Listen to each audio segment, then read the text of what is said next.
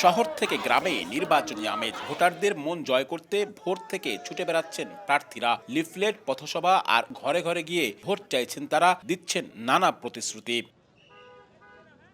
এবারের নির্বাচনে বড় একটি অংশ নতুন বা তরুণ ভোটার। নির্বাচন কমিশনের সবশেষ তথ্য মতে খুলনা জেলার 6টি আসনে ভোটার বেড়েছে 1,01,453 জন। ফলে ভোট কেন্দ্রের সংখ্যাও বাড়বে 47টি। সংখ্যায় যেমন তারা বড় অংশ, তেমনি ভোটের ফল নির্ধারণেও তরুণ ভোটাররা হয়ে উঠতে পারেন সবচেয়ে গুরুত্বপূর্ণ প্রভাবক।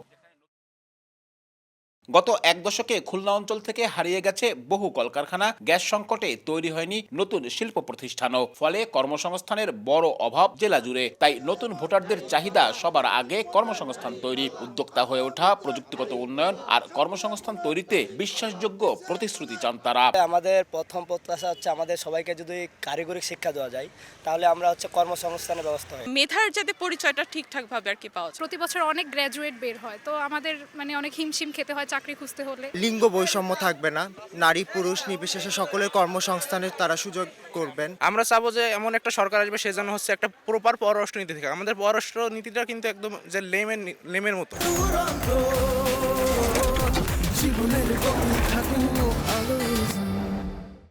প্রার্থীদের গণসংযোগেও গুরুত্ব পাচ্ছে তরুণদের এসব চাওয়া। নতুন ভোটারদের কাছে প্রতিশ্রুতিও দিচ্ছেন প্রার্থীরা। তরুণদের জন্য বিশেষ কার্যক্রম আছে, আমরা সেটা নিয়ে কাজ করছি। এবং আমাদের শহরে তো ডার্ক সিটি ছিল, এটাকে আমরা উন্নয়নের ধারা দিয়ে এটাকে সামনে এগিয়ে নিতে চাই। আমাদের তরুণদের জন্য প্রশিক্ষণ দরকার, ভালো স্কুল দরকার, কলেজ দরকার, ইউনিভার্সিটি দরকার এবং ম্যান পাওয়ার। এই ম্যান পাওয়ার তৈরি করার জন্য যে ধরনের শিক্ষা দরকার, যুক্তি নির্ভর যে শিক্ষার মধ্যে প্রোডাক্টিভিটি আছে, এগুলো আমরা তরুণদেরকে করবো। কোনো তরুণ, আমাদের যে নতুন বাংলাদেশের স্বপ্ন আমরা দেখছি 11 দল, বিশেষ করে জামাত ইসলামের যে ইলেকশন ম্যানিফেস্টোতে আমরা বলেছি কোনো যুবক বেকার থাকবে না। ত্রয়োদশ সংসদ নির্বাচনে খুলনা জেলার 6টি আসনে মোট ভোটার 21,01,335 জন, মোট প্রার্থী 38 জন।